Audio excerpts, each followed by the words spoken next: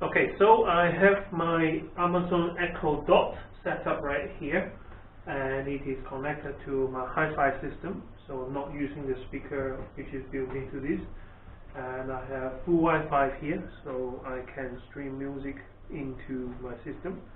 And this is just a quick video to show you what it can do and what I like about the Dot. Alexa, play classical music. Here's a station for classical music. So you say the name and then give it a command, and then it will play the music that you ask him to play. And a couple of handy features, for example, Alexa, volume 8. Alexa, volume 4.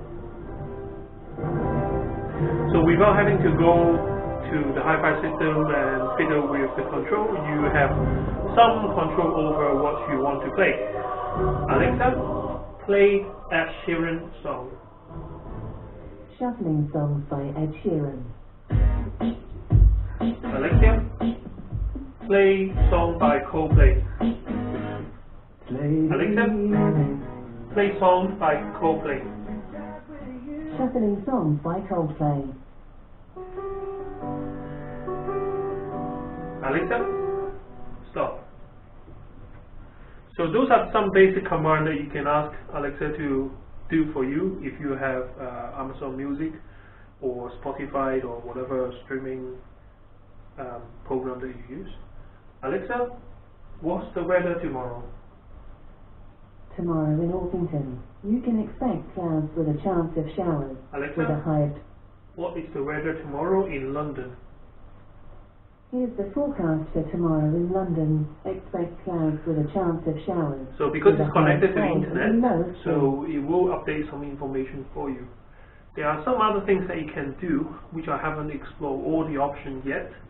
But the simple things like, Alexa, tell me a joke. What did the ping pong ball say to the golf ball? Cute dimples. Alexa, read me a story. Your book library is empty. So I haven't paid and bought any books yet, but there are some free books available, so let me try again. Alexa, tell me a story. B2. If I could build you, said the robot to his friend. If I say Alexa, to look just like me. The robot was a sweet and wondrous thing. If I say read me a story, then it will try to find a book in my library. If I say tell me a story, then it will try to just tell me something. Alexa, stop. There's one other important feature that I like about it is having voice control over your home appliances. I have one smart socket which I have connected to the light and the power for my bench. Alexa, turn off the light. Okay.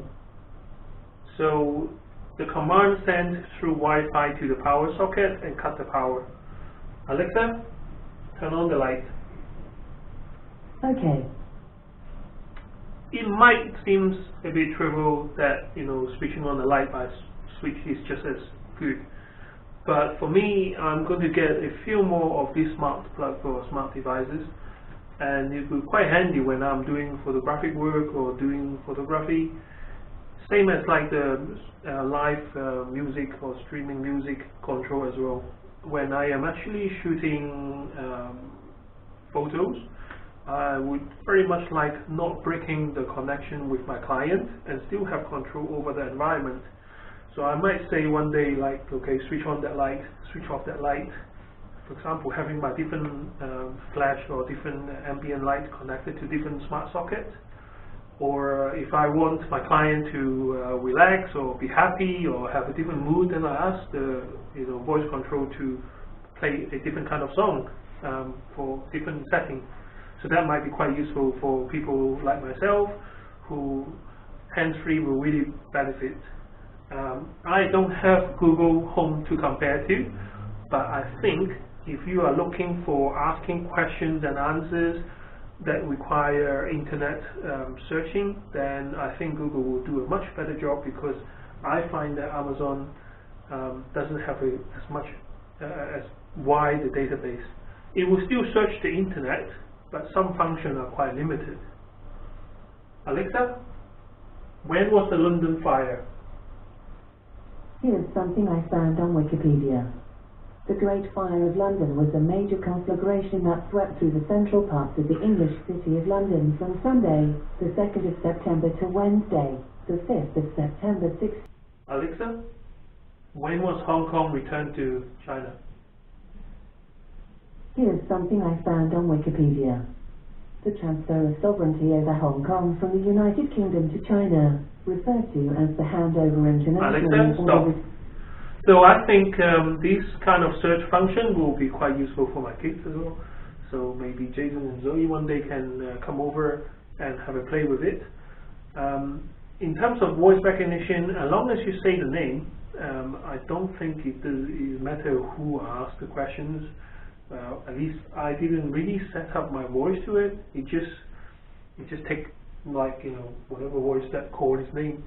So even during this video, I have to be very careful not to call the name, because it will pick it up and then think that I'm asking, you know, to do something.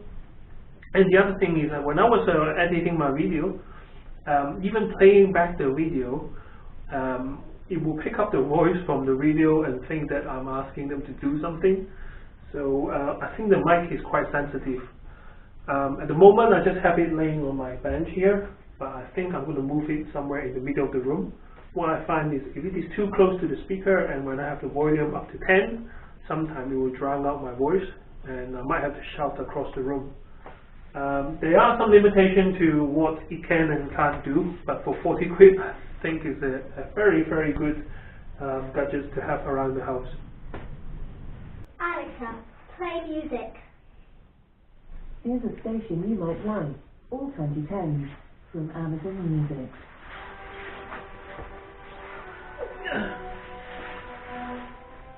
Alexa, stop. Alexa, play Beethoven music. Shuffling songs by Ludwig van Beethoven. How about Jason? Do you want to try? You have to say the name and then say something, anything. Alexa, what's the weather? Right now in Orpington, it's 13 degrees with clear skies. Tonight's forecast has rainy weather with a low of 10 degrees. That's good, right? What else are you going to ask?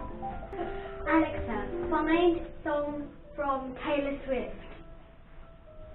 Shuffling songs by Taylor Swift. Yeah, it will work. Alexa, play music from Ed Sheeran. Shuffling songs by Ed Sheeran. When your legs don't work like they used to before. So it works. Alexa, play happy music. Here's a playlist for happy music. Rock to make you happy from Amazon Music.